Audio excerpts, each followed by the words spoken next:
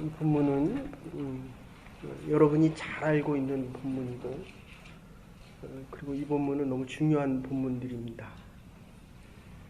먼저 이 내용 전체를 요약해드리면, 야곱이 기도하는 장면입니다.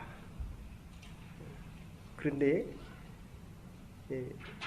토마스 머튼이라고 하는 영성의 대가는 기도가 뭐냐라고 할 때 하나님 앞에 있는 자기의 모습을 조금씩 알아가는 것이다.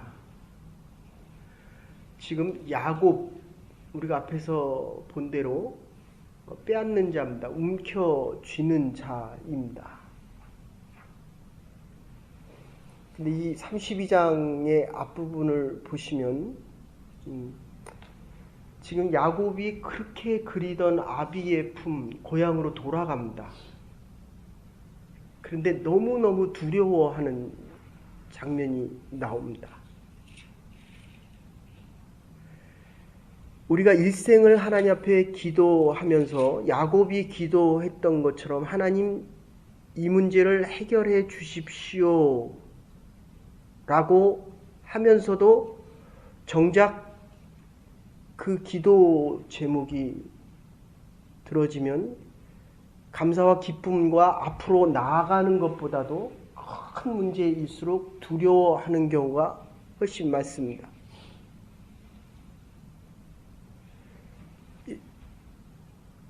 이곳에 살려고 하면 누구나가 생활의 정착의 기반과 터전을 마련해야 됩니다. 그런데 막상 시작하려고 하면 얼마나 두렵고 떨리는지 모릅니다. 이 9절에 가서 보시면 하나님께서 너와 함께하고 너를 축복하겠다라고 하는데도 이 야곱은 너무 두렵고 떨려서 자기가 가장 사랑하는 라헬은 맨 뒤에 세우고 자기는 라헬보다 더 뒤에 있습니다. 그리고 레아와 그 맨 앞에 여종들 실바와 비라를 세우고 그 앞에는 가축대들을 세웁니다. 이게 야곱의 현주소고 야곱의 모습입니다. 그러니까 하나님의 천사 예수 그리스도다라고도 하고 하나님이다 천사다라고도 하지만 붙잡고 축복해달라는 것입니다. 그래서 일반적으로는 야곱이 천사와 싸워서 이겼다라고 하지만 내용적으로 보면 이긴 게 아니라 하나님께서 그 일을 하도록 그 일을 할 수 있다는 의미는 뭡니까? 아직도 야곱입니다. 이스라엘이라 하라 이름을 바꿔서 이긴 자 다 착취자에서 싸워서 이기는 겁니다. 말이 좋아서 이기는 것이지, 그러니까 자기와의 싸움에서 이기고 인생에서 승리하고 조금 더 나가면 다른 사람을 이기게 해줄 수 있는 자기중심적인 사람에게서 이스라엘로 바꾸어라. 한마디로 복 받을 수 있는 사람으로 네가 이제 바뀌고 새로운 시작을 할 수 있기에 내가 너를 축복하시겠다 이런 뜻입니다. 여러분들 이 성경이 우리가 생각하는 것보다도 훨씬 더 오묘하고 익사이딩합니다. 이게 분이엘, 엘은 하나님입니다. 분이는 하나님의 얼굴입니다. 하나님의 얼굴을 보면 어떻게 돼야 됩니까? 여기서 그렇게 얘기합니다. 하나님의 얼굴을 대면하였으나 모세도 대면하지 못합니다. 대면하면 죽음이 하나님께서는 생명이기 때문에 생명을 보면 죄가 있는 우리들은 살 수가 없습니다. 그런데 하나님을 자꾸 보여달라고 얘기합니다. 그 죄가 어떤 죄입니까? 불순종과 교만의 죄입니다. 선악과 따먹지 말아라 그러면 따먹지 말았어야 됩니다. 순종입니다. 말씀을 알아야 되는 이유는 하나님의 뜻을 분명히 분별할 수 있어야 되는 이유는 하나님 없이 하는 그 모든 것은 복을 감당할 수도 없을 뿐더러 또다시 죄를 짓는 것입니다. 이게 얼마나 무서운 말입니까? 그래서 야곱이 하나님을 붙잡는 것입니다. 그러니까 하나님의 얼굴을 대면하였으나 생명을 보존하였다라는 것이 아니라 하나님을 대면하였으니 내 생명이 보존되었다. 그런 뜻입니다. 하나님을 만났으나 죄로 인하여 죽는다는 의미가 아니라 원래의 하나님이 주신 하나님의 형상을 하나님을 만나고 그 전에 이 땅에서 죄를 그렇게 많이 짓고 자기가 살고 싶은 대로 살고 이제 고향으로 돌아가려고 하니까 하나님 앞에 있는 자기의 모습을 다시 봐야 되는 겁니다. 저와 여러분들이 지금 여기 왜 나옵니까? 하나님을 대면하러 나오는 겁니다. 하나님의 음성을 듣기 위해서 오는 겁니다. 야곱이 얼마나 많은 것을 움켜쥐었습니까? 얼마나 많은 것을 이루었습니까? 그런데 이제 하나님을 대면하기 위해서는 그것은 아무 의미가 없습니다. 오히려 더 죄된 것을 확증시켜 줄 뿐입니다. 하나님 앞에 나올 때마다 우리가 하나님의 은혜와 긍휼을 구해야 되는 이유는 여러분들, 내가 생각하면 사람이 움직입니다. 그러나 하나님을 생각하면 이 기도죠. 기도를 하면 하나님이 움직이시는 겁니다. 하나님. 이게 지금 야곱이 계속 자기가 움직인 거예요. 그러니까 돌아가려고 하니까 두려운 겁니다. 왜 두렵습니까? 많은 걸 이루고 많은 걸 가졌는데 왜 두렵습니까?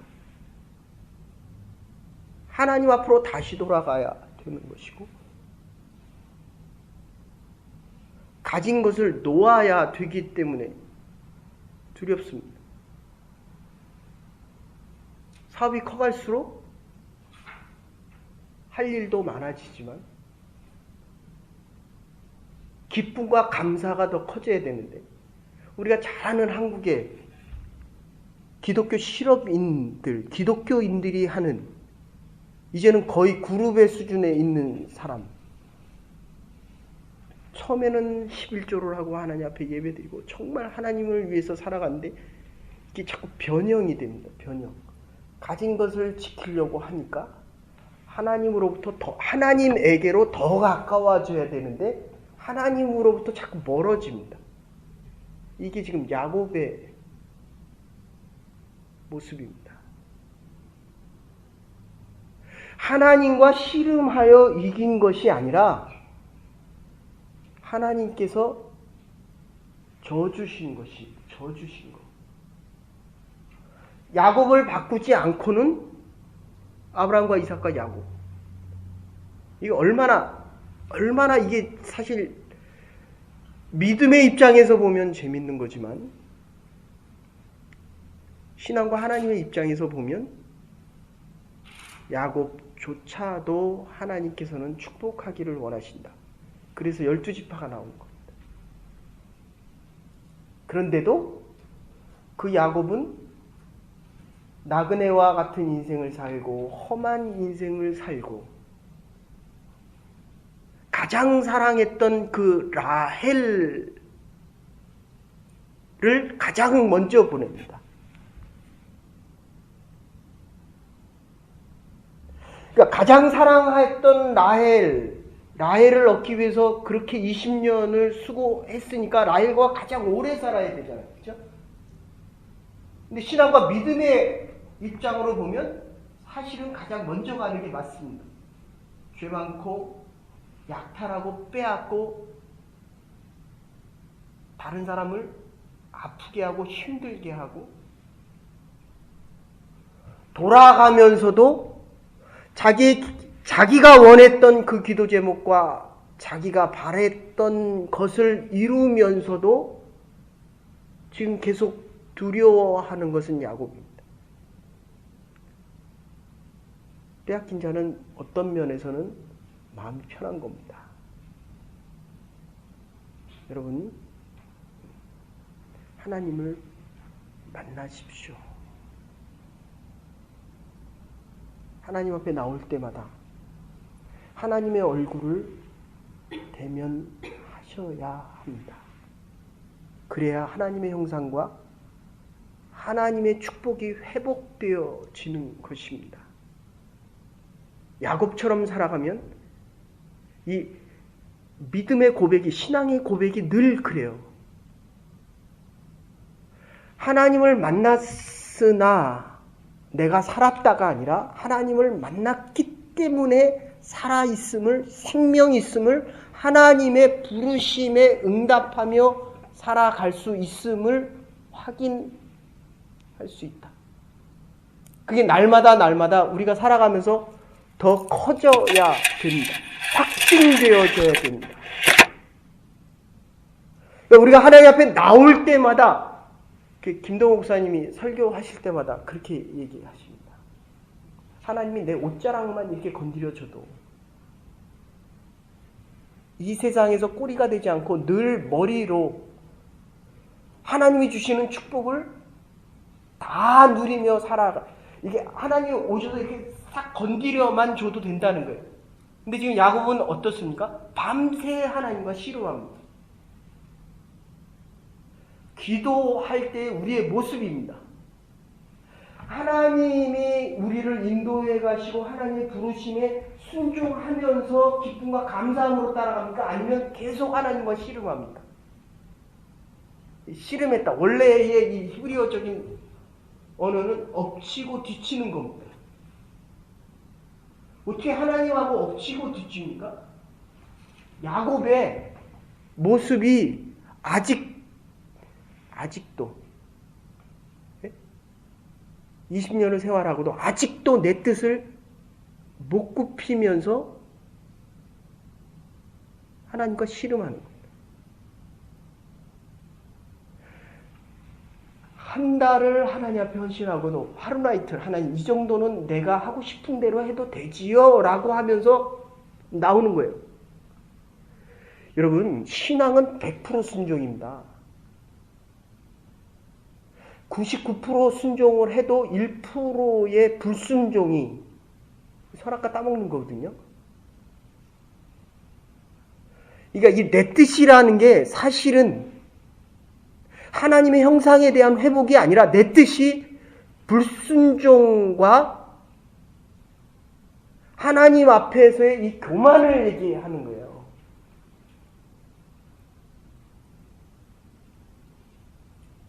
겸손함은요, 틀린 말도 받아들일 수 있습니다. 그걸 은혜다라고 얘기하잖아요. 근데 내가 아무리 옳은 말을 하는데도 그 사람의 말이 내 마음에 안 오는 거. 그 사람이 이게 높아져 있어서.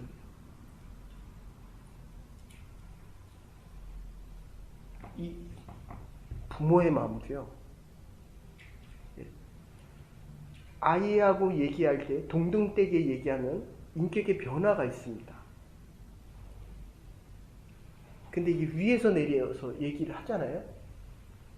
그럼 반발 의식이 생깁니다.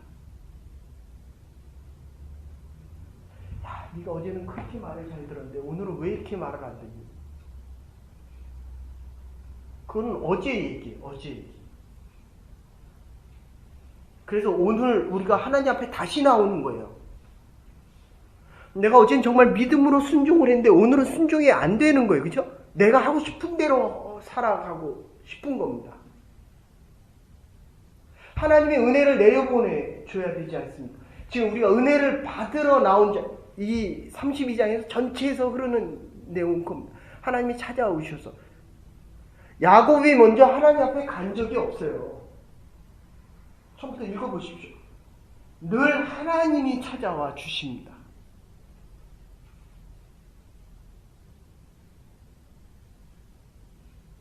스스로 와서 하나님 앞에 드려지고 낮아져서 하나님의 은혜를 받겠다. 마하나임 1절 2절에 나오는 이 마하나임이 그런 뜻입니다.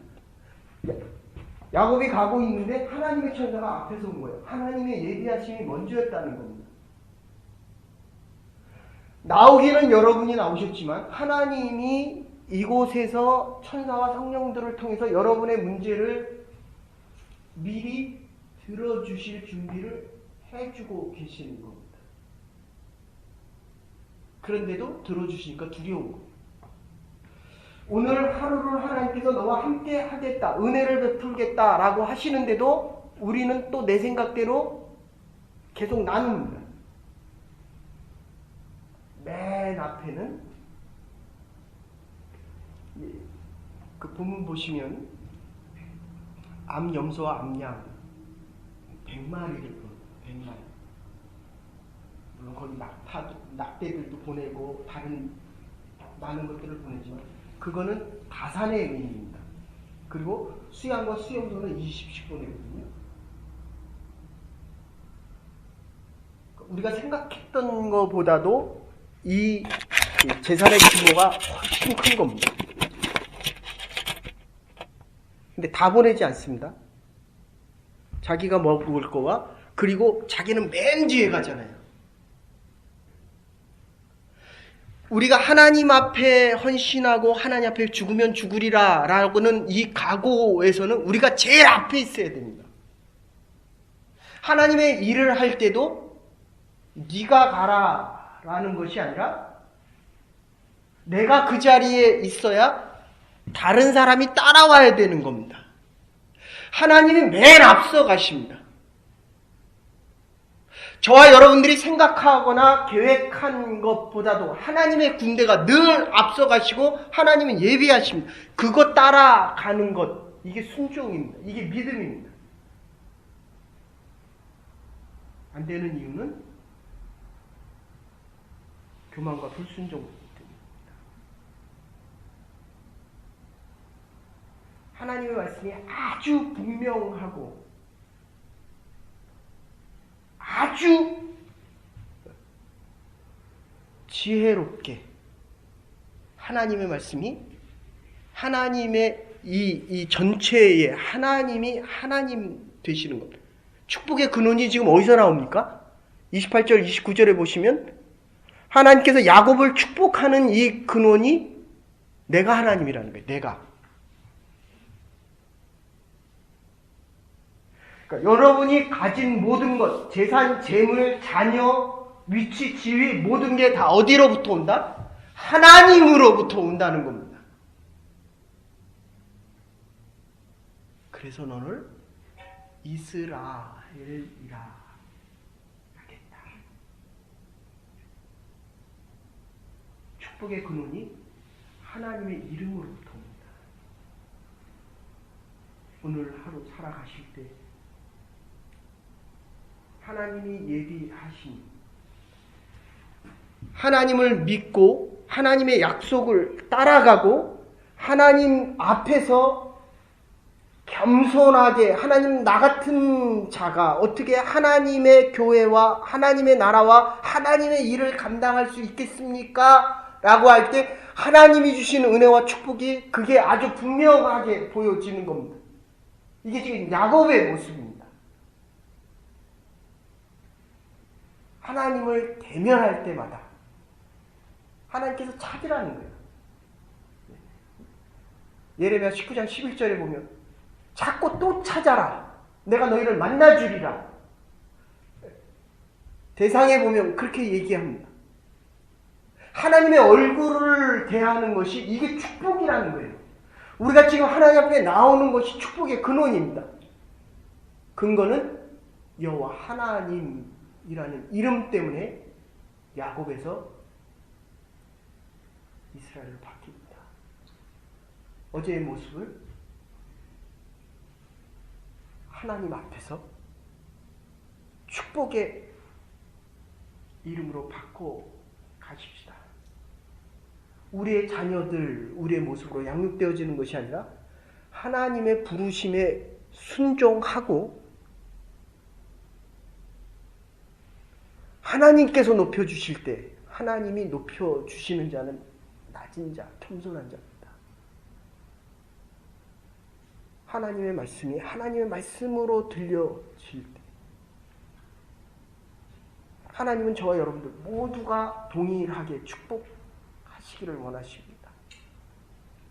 야곱이 아닌 이스라엘로 축복된 자들로 하나님의 복된 자들로 우리의 생각이 사람을 움직이는 것이 아니라 하나님 앞에 물을 때 하나님이 움직이셔서 가정과 기업과 자녀들과 하나님의 교회를 축복할 수 있는 축복된 교회와 가정과 우리의 남은 날들 될 수 있기를 주의 이름으로 축원합니다.